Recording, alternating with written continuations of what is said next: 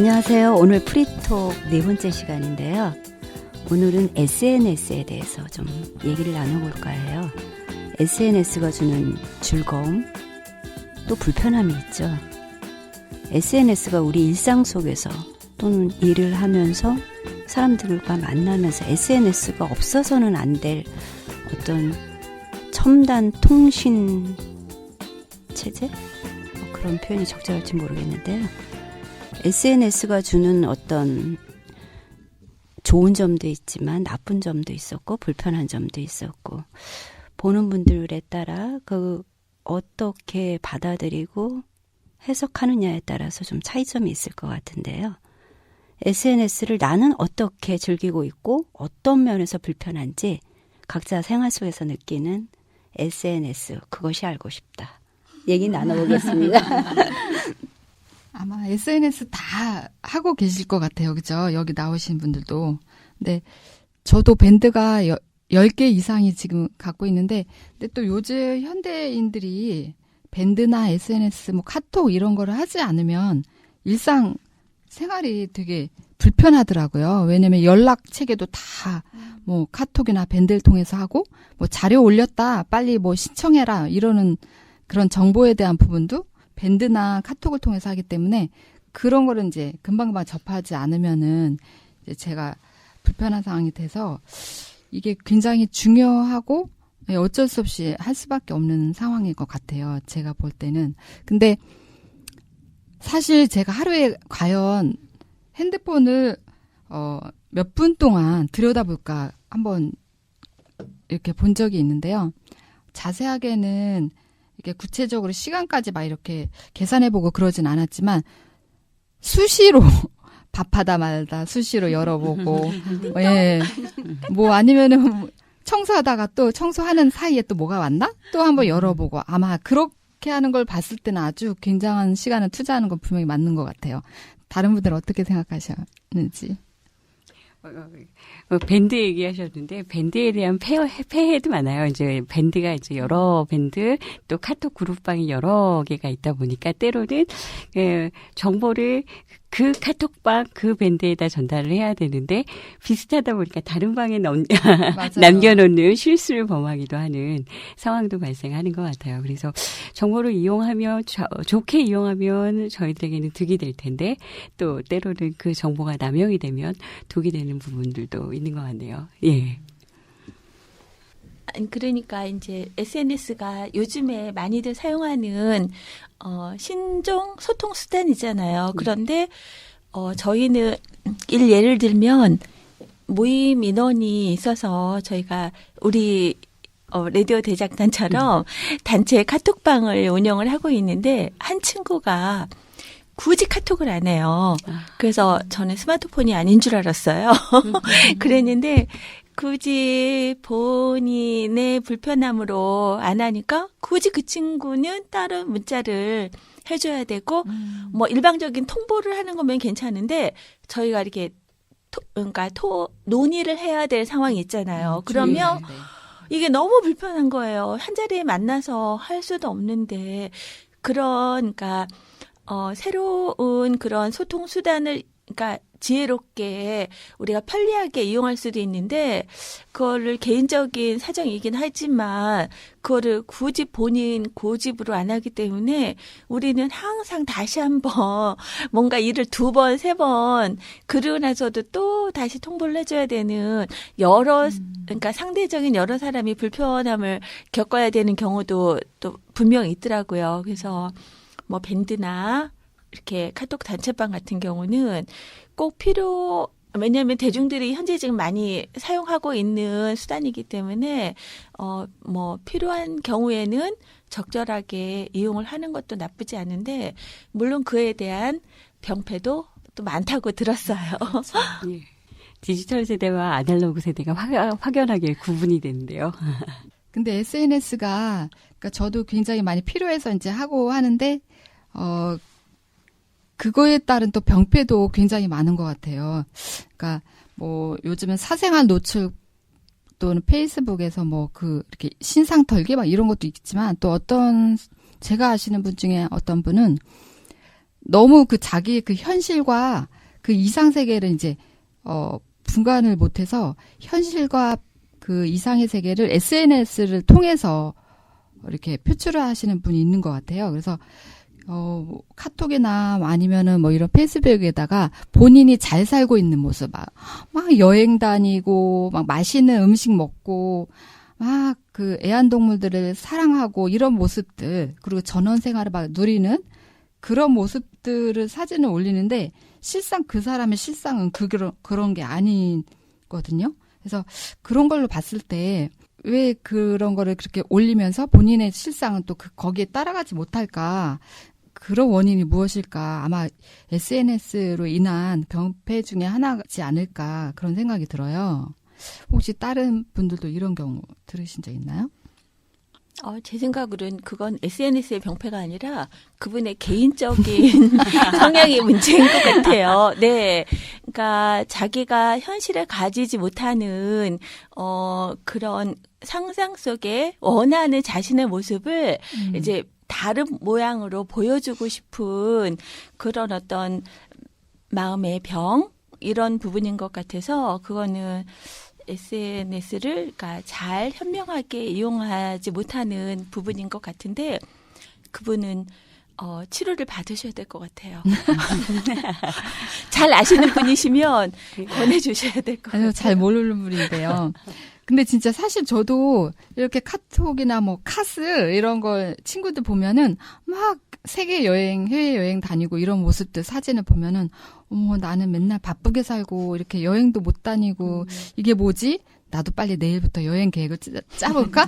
뭐 이렇게 예, 남을 그 SNS에 올라온 현상만 보고 이제 판단을 하게 되는 또는 상상을 하게 되는 막 그런 경우가 있어가지고 어떨 땐 좌절하기도 하고 어떨 때는 나도 이 사람들 따라서 해볼까? 막 이런 생각도 갖게 되거든요. 그래서 어떨 때는 정신 차려야지. 아닐지도 몰라. 막 이러기도 하는데 좀 그런 거 분간을 좀 해야 될 필요가 있는 것 같아요. 어떻게 보면 꼭 나쁜 점이라고 볼 수는 없을 것 같고요. 제가 볼 때는 남의 것을 보고 그런 남들이 보여주는 좋은 면, 장점들이 건전한 자극으로 받아들일 수 있는 개인의 소양의 문제, 그런 접근도 가능할 것 같고요.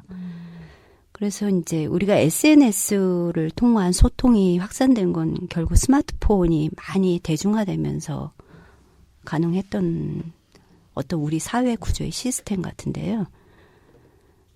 이메일을 저는 최근 들어 별로 사용을 안 하게 되더라고요. 카톡이나 문자로도 충분히 서류까지 보낼 수 있고 아예 찍어서 오히려 더 신속하고 빠르게 소통이 가능하니까 이메일 대신 뭐 문자나 카톡을 사용하게 되고 그런 어떤 소통의 수단이 우리 사회 저변에 많이 확대돼 있는 것 같고요. 그런 것들이 뭐 페이스북, 카카오 스토리, 카톡, 요새는 뭐 인스타그램은 또 태그 기능이 있어서 검색까지 가능하다 그래서 젊은 층 사이에서 많이 인기가 있고 뭐 사진도 훨씬 고사양으로 올릴 수 있다고 하대요. 그래서 이제 지금은 너무나 많은 정보가 많은 시대인 것 같아요. SNS를 통한 정보든 그래서 그 정보를 가려서 내가 선별할 수 있는 능력 그런 능력이 지금 필요한 시대라고 알고 있고요. 그래서 우리가 검색을 하더라도 검색을 잘하는 사람이 나중에 그게 능력자가 될 수 있다라는 얘기도 하더라고요. 그래서 우리가 이제 PC를 통한 PC 세대에서 지금 스마트폰 세대로 바뀌면서 우리 홈페이지도 모바일 홈페이지로 다 전환을 시키는 거예요. 그래서 검색이 PC 검색이 아니라 스마트폰을 통한 검색이 거의 80%를 차지를 한대요. 그래서 이제 왜 이런 얘기를 아니 맞는 게 왜냐하면 그렇게 사회가 유도하는 경향도 있어요. 예를 들면 저가 이제 홈쇼핑을 하는데 PC로 주문을 하면 할인이 안 돼요. 근데 모바일 앱을 깔고 핸드폰으로 주문을 하면 더 많이 할인을 해줘요. 그게 어느 정도, 그러니까 이제 자주 접촉할 수 있는 기기를 사람들에게 이제 활용하도록 유도를 하는 면이, 왜냐하면 컴퓨터가 없으면 주문이 안 되면 봐도 이게 무용지물이 되지만 스마트폰은 우리가 항상 분신처럼 소지를 하고 있기 때문에 어느 정도는 그쪽으로 혜택을 주면서 유도를 하는 경향이 있지 않은가 싶은 생각을 하거든요. 그러니까 이제 자꾸 흐름은 이제 PC 세대에서 스마트폰으로 옮겨가는 건 맞는 건데 그거에 대한 아까 SNS도 마찬가지지만 자신에게 필요한 부분을 적절하게 취사 선택해서 현명하게 활용하는 것이 바로 우리의 몫이 아닌가 그렇게 생각해요. 예. 맞습니다. 이제 좀 있으면 우리 몸에 바코드 새기게 생겼어요. 스마트폰을 비밀번호를 입력해야 되다 보니 이제 생체 인식 막 이런 맞아. 칩을 인체에 칩을 박는다 그러잖아요. 네. 네. 그래서 뭐 홍채 인식, 지문 인식 이걸 통해서 이제 결제도 다 이제 이 스마트폰 통해서 하고 그러다 보면 나중에 이제 우리 몸에 바코드를 새겨서 그 결제도 하고 통과도 하고 진짜 공상 영화 속에 나오는 현상이 일어날 것 같아요. 근데 저는 SNS 하면서 그래도 사람들이 마주보면서 이렇게 대화하는 걸 못 따라간다는 걸 느낀 적이 있는데 SNS 같은 경우는 조금 이제 글자로만 이렇게 시각적으로 정보 전달이 한정이 되어 있잖아요. 그래서 어떨 때는 이렇게 누군가 갈매기표를 하지 않으면은 되게 딱딱하게 느껴져서 나한테 좀 화가 났나? 또 막 이렇게 그거 뭐죠? 눈표시, 웃는 표시 그런 게 없으면 이 사람이 좀 기분이 안 좋은가? 막 이래서 좀 이렇게 오해의 소지가 있기도 하는데 실제 통화를 해보면 이제 그게 아니었고 막 이런 얘기가 있더라고요. 그래서 조금 SNS 시대라도 실제로 이렇게 눈을 마주치고 대화하고 소통하는 건 또 다른 느낌이 있는 거는 아직까지는 맞는 것 같아요. SNS가 소통의 장으로 열려지는 부분들이 도 있는 것 같아요. 그러니까 바쁘다 보니까 사람들이 여러 사람들을 만나고 늘 행복하고 바쁨에 있어서 뭔가 일정이 쫓기는 듯 해 보이지만 정작 대화를 나눌 상대가 없다 보니까 두런두런 앉아 있을 공간들이 또 오프라인에서 쉽게 찾아볼 수 없죠. 그러다 보니까 온라인 상황에 마치 소리북이 돼서 나와서 나의 이런 이야기들을 표현하고 그 이야기에 좋아요 버튼을 눌러주면 거기에 또 관심을 받고 다시 회복하는 부분들도 있는 것 같아서 씁쓸하긴 하지만 사람들이 소통을 많이 필요로 한다라는 생각들도 좀 하게 되는 부분이 있고요. 또 전혀 연결되지 않을 것 같은데 내가 아는 사람이 너도 알고 있었어 하는 순간을 발견하는 부분들이 있어요. 그래서 야 소셜 네트워크가 무섭구나 라는 생각도 한번 해보게 되네요. 그러게 요즘은 기계하고 대화하는 그것도 나왔죠. 장치. 이렇게 말을 걸면은 기계에서 같이 대화를 해주는. 혹시 보셨나요? 이야기만 들었습니다. 신문으로만. 그래요. 예. 예. 어느 사회 시대에서건 소통은 늘 필요했던 것 같아요. 네. 어떻게 보면 SNS를 통한 소통에 우리는 어떤 과잉 시대를 살고 있지 않을까. 거짓의 소통이 이루어지지는 않는 건지 그런 생각을 좀 잠깐 해보게 되고요. 그럼에도 불구하고 우리는 아날로그적 직접적인 만남 있죠. 가상 공간이라든가 간접적인 소통보다는 늘 직접적이고 직접 만나서 눈과 눈을 마주치면서 소통하는 것이 가장 지혜로운 판단을 주었고 소통을 주었다. 그것만은 좀 명백한 사실인 것 같고요. 그러나 현대인이 각자 바쁘게 살다 보니까 이런 간접적인 소통, SNS, 기계를 통한 소통의 방식을 선택할 수밖에 없고 그걸로 인한 폐해 그리고 그걸로 인해서 또 먼 곳에 있는 친구들하고 또 자주 또 연락할 수 있고 통신비도 절감을 하면서 그런 자유로운 또 소통의 부분이 있는데요. 그 소통의 부분을 어떻게 가려서 나에게 맞고 우리 사회를 좀 더 건강하게 만들어줄 수 있는지는 우리 각자의 소양 뭐 그렇게 보여지고요. 오늘은 소통, SNS를 통한 소통에 대해서 잠시 얘기를 나눠봤습니다.